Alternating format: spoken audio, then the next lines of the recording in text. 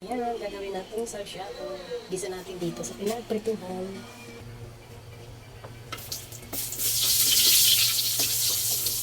Lagyan natin ang luya, bawang, at sibuyas. Ayan.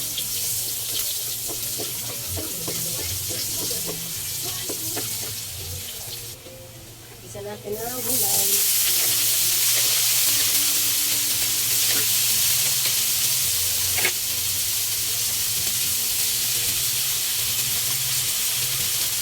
Sarsyado.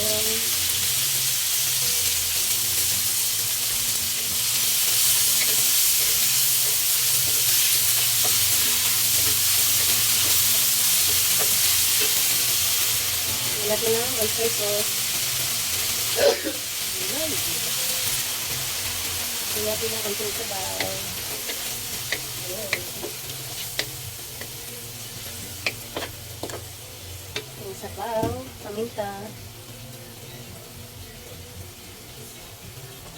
And powder garlic. Lagyan natin ng bell pepper. Lagyan natin ng sukal.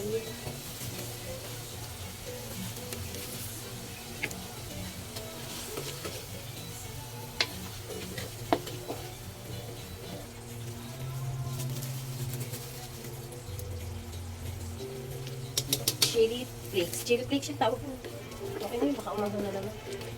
Ayan, ayos na ang ating sweet and sour fish. Sarap. Gutom na naman ang aming alaga.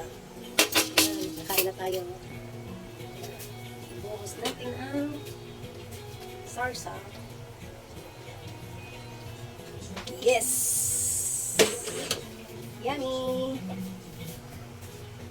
Ayan na guys, ang aking sweet and sour fish.